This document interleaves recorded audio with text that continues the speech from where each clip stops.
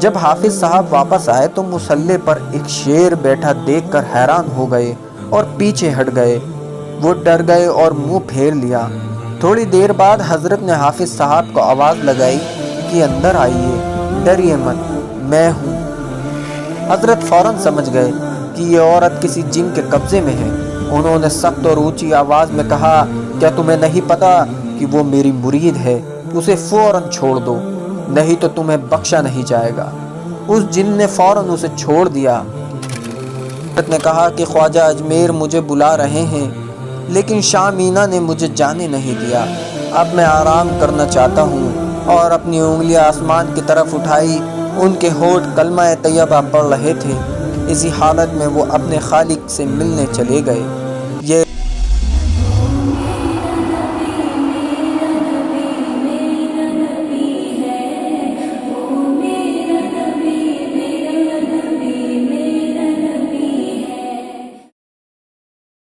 السلام علیکم ورحمۃ اللہ وبرکاتہ۔ معزز ناظرین، آج ہم پھر حاضر خدمت ہیں ایک نئی ویڈیو کے ساتھ، اور آج کی اس ویڈیو میں ہم آپ کو لکھنؤ کے بہت ہی مشہور اور معروف بزرگ حضرت نبی رضا شاہ عرف دادا میاں رحمۃ اللہ علیہ تعالیٰ کی زندگی کے حالات کے بارے میں بتائیں گے انشاءاللہ، اس لیے ویڈیو کو پورا لازماً دیکھیں۔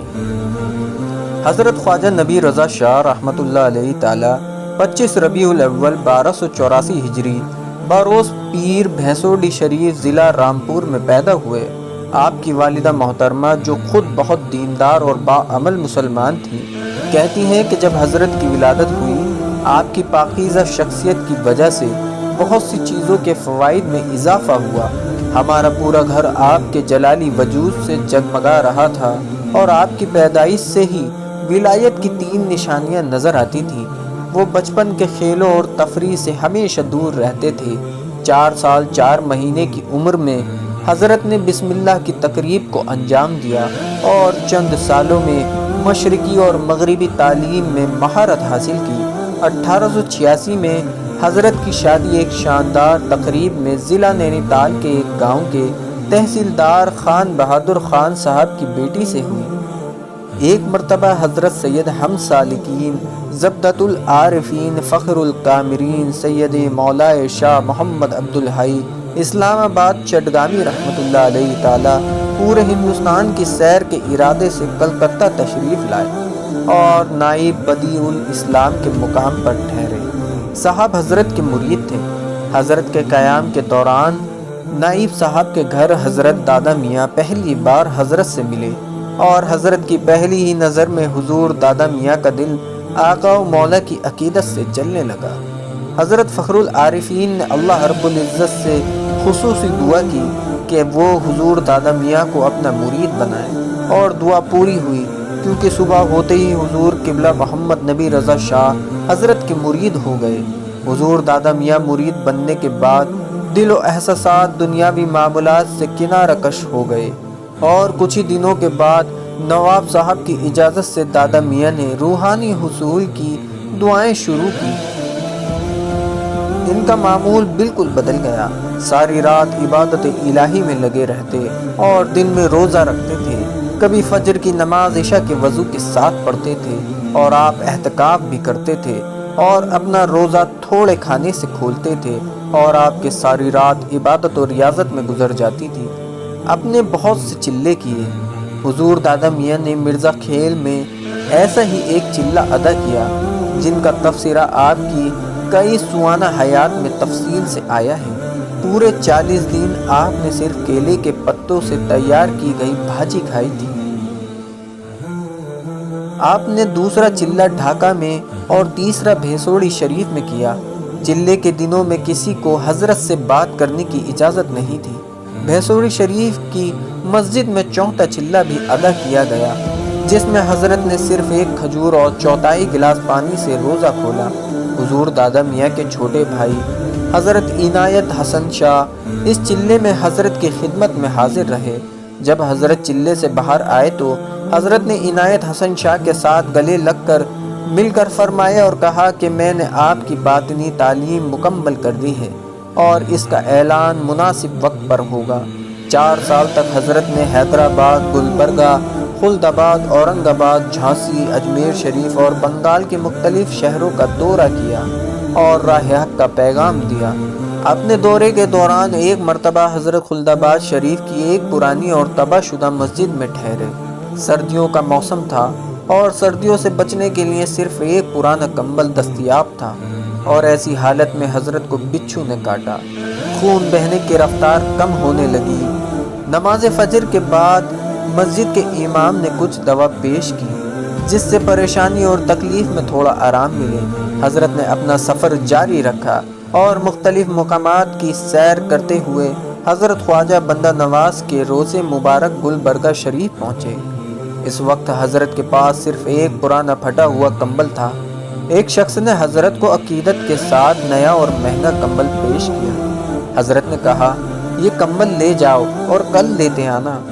رات کو حضرت خواجہ بندہ نواز گیسو دراز کی مزار اقدس پر گئے اور بہت ہی عاجزی سے کہا، حضور میں کمبل لینے نہیں آیا ہوں، آپ جانتے ہیں کہ میں کس لیے آیا ہوں، اس لیے مہربانی کریں اور میری خواہش پوری کریں۔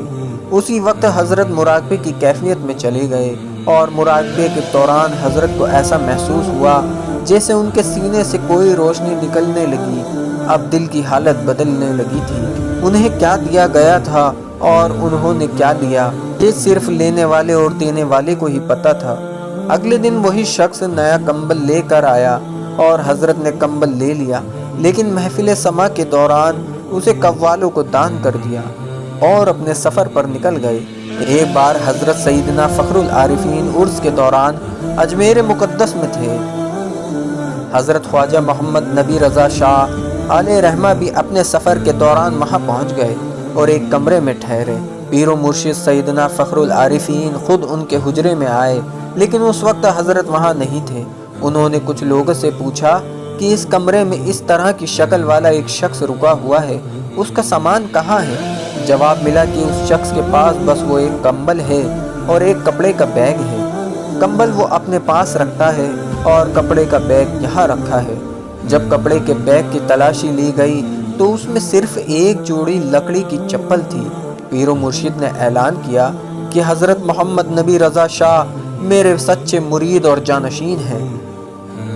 جس طرح سے انہوں نے میرے پورے حکموں کا پالن کیا اور اس پر چلے، میرا کوئی اور مرید نہیں کر سکتا تھا۔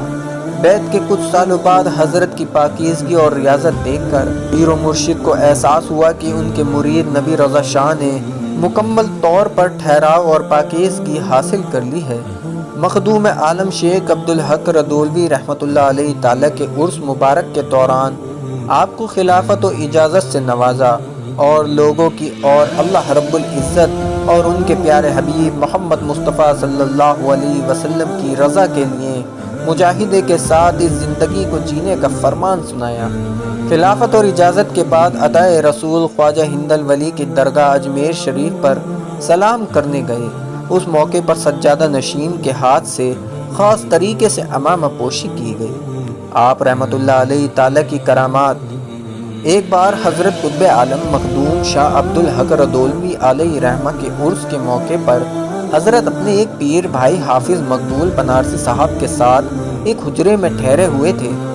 ایک رات حضرت حافظ صاحب تہجد کے وقت کسی کام سے باہر گئے ہوئے تھے۔ حضرت قبلہ مصلی پر بیٹھے ہوئے تھے اور رات کا چراغ جل رہا تھا۔ جب حافظ صاحب واپس آئے تو مصلی پر ایک شیر بیٹھا دیکھ کر حیران ہو گئے اور پیچھے ہٹ گئے۔ وہ ڈر گئے اور منہ پھیر لیا۔ تھوڑی دیر بعد حضرت نے حافظ صاحب کو آواز لگائی کہ اندر آئیے، ڈریے مت، میں ہوں۔ حافظ صاحب نے یہ پورا واقعہ پیر و مرشد حضرت فخر العارفین کو سنایا۔ انہوں نے جواب دیا کہ اس میں کوئی شک نہیں کہ محمد نبی رضا شاہ ایک شیر ہے، اسی سے حضرت کو اسد جہانگیر کا لقب ملا۔ سبحان اللہ، سبحان اللہ۔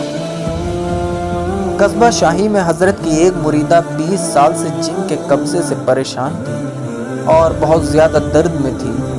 ایک بار حضرت کی موجودگی میں وہ عورت بہت عجیب طریقے سے ہنسنے اور بولنے لگی۔ حضرت فوراً سمجھ گئے کہ یہ عورت کسی جن کے قبضے میں ہے۔ انہوں نے سخت اور اونچی آواز میں کہا، کیا تمہیں نہیں پتا کہ وہ میری مرید ہے؟ اسے فوراً چھوڑ دو، نہیں تو تمہیں بخشا نہیں جائے گا۔ اس جن نے فوراً اسے چھوڑ دیا۔ وہ اس واقعے کے بعد 12 سال تک زندہ رہی، لیکن جن کبھی واپس نہیں آیا۔ حضرت ہمیشہ امیر لوگوں سے دور رہتے تھے، جتنا ہو سکے غریبوں کے یہاں رہتے تھے۔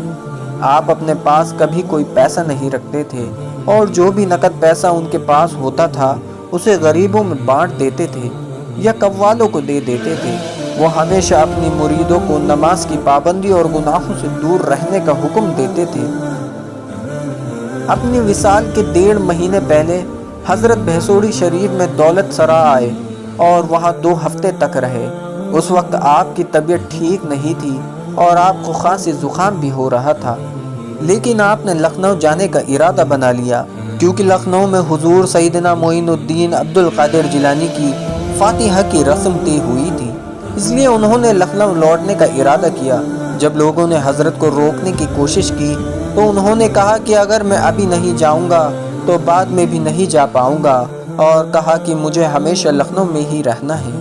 یہاں کا سارا کام پورا ہو چکا ہے اور میں نے سارا کام عنایت حسن شاہ کو سونپ دیا ہے، اور حضرت نے لکھنؤ کے لیے اپنا سفر شروع کر دیا۔ حضرت جب بھیسوڑی شریف سے لکھنؤ آئے تو سفر کے مہینے کے آخری دن تھے۔ اس وقت حضرت شاہ عنایت حسن شاہ بھیسوڑی شریف میں موجود نہیں تھے۔ جب انہیں پتہ چلا کہ حضرت بھیسوڑی شریف آئے ہیں تو انہوں نے حضرت کی خواہش کے مطابق نوکری چھوڑ دی تھی۔ وہ وہاں آئے، لیکن حضرت نبی رضا شاہ صاحب پہلے ہی لکھنؤ کے لیے نکل چکے تھے۔ حضرت عنایت حسن شاہ نے حضرت کو خط لکھ کر ان سے ملنے کی اجازت مانگی۔ حضرت نے جواب میں لکھا کہ ابھی لکھنؤ مت آنا، ہم جلد ہی یہیں ملیں گے۔ اس بار حضرت کے دن کا معمول بدل گیا کہ وہ قصداً اس جگہ پر جاتے جہاں پر حضرت کی مزار شریف موجود ہے۔ وہ وہاں کیلے کے پیڑوں کی چھاؤں میں بیٹھتے اور کہتے کہ یہ جگہ مجھے اچھی لگتی ہے، مجھے اس جگہ سے خوشبو آ رہی ہے، میرا من کر رہا ہے کہ میں یہاں اپنا گھر بنا لوں۔ حضرت کی خدمت میں موجود لوگ اس اشارے کو سمجھتے نہیں تھے۔ نصیر آباد سے لگاتار خط آ رہے تھے، اس لیے حضرت نے ان کا جواب دیا، اور جس دن آپ جانے کا ارادہ کر رہے تھے تیز بخار آ گیا اور اگلے دن تاپمان بہت بڑھ گیا، لیکن حضرت نے تیز بخار میں بھی ایک بار بھی نماز نہیں چھوڑی۔ شکروار 22 ربیع الاول کو صبح بخار اور درد کم ہوا۔ حضرت نے جمعہ کی نماز ادا کی، لیکن شام کو بخار پھر بڑھ گیا۔ شنیوار کی صبح حضرت نے اپنے گھر والوں کو خط کے ذریعے بیماری کی اطلاع دینے کا آدیش دیا اور یہ بھی کہا کہ اب میرا آخری وقت آ گیا ہے۔ شنیوار کی رات حضرت نے کہا کہ آج رات میرے ساتھ کوئی نہیں رہے گا، اب میری طبیعت ٹھیک ہے، اور خادموں کو کمرے سے باہر رہنے کا حکم دیا۔ رویوار کو نماز فجر کے بعد درد بڑھ گیا اور حضرت اسی حالت میں صبح 10 بجے تک بے چین رہے۔ حضرت نے کہا کہ خواجہ اجمیر مجھے بلا رہے ہیں، لیکن شاہ مینا نے مجھے جانے نہیں دیا، اب میں آرام کرنا چاہتا ہوں، اور اپنی انگلیاں آسمان کی طرف اٹھائی۔ ان کے ہونٹ کلمہ طیبہ پڑھ رہے تھے۔ اسی حالت میں وہ اپنے خالق سے ملنے چلے گئے۔ یہ رویوار کو 24 ربیع الاول 1329 ہجری کو 10:30 بجے ہوا۔ صبح 11 بجے صدر کے ایک امیر آدمی نصیر خان چننے میاں کے گھر پر حضرت کو غسل کے لیے لے جایا گیا۔ جس بستر پر حضرت کا انتقال ہوا وہ بستر آج بھی تبرک کے طور پر موجود ہے۔ حضرت کے انتقال کی خبر سن کر لاکھوں لوگوں کی بھیڑ امڑ پڑی اور دفن کی تیاری شروع ہو گئی۔ ہر کوئی اس بات پر سہمت تھا کہ حضرت کو اسی جگہ پر تدفین کیا جانا چاہیے جہاں کی پیشن گوئی حضرت نے کی تھی۔ لاکھوں لوگ نماز جنازہ کے لیے جمع ہوئے۔ سینکڑوں بزرگ بھی موجود تھے جنہیں اس سے پہلے کبھی نہیں دیکھا گیا تھا۔ جنازے پر نور گر رہا تھا اور ماحول خوشبو سے مہک رہا تھا۔ یہ کیسا اتفاق تھا کہ حضرت کی ولادت 25 ربیع الاول کو ہوئی اور 24 ربیع الاول کو وصال ہوا۔ آپ رحمۃ اللہ علیہ تعالیٰ کو ربیع الاول کا مہینہ بہت پسند تھا۔ خانقاہ شاہ رضا دادا میاں، روڈ مول ایونیو، لکھنؤ، اتر پردیش مرجع خلائق ہے۔ آئیے ہم اور آپ بھی اللہ کے محبوب بندے کی بارگاہ میں ان کے وسیلے سے دعا کرتے ہیں۔ اللہ رب العزت اپنے پیارے حبیب محمد مصطفیٰ صلی اللہ علیہ وسلم کے صدقے میں اور حضرت محمد نبی رضا شاہ کے طفیل میں اور تمام اولیاء اللہ کے وسیلے سے سب کو مکمل عشق رسول عطا فرمائے، اور سب کے ایمان کی حفاظت عطا فرمائے، اور سب کی تمام جسمانی روحانی بیماریوں سے شفاء کامل عطا فرمائے۔ ثم آمین آمین یا رب العالمین۔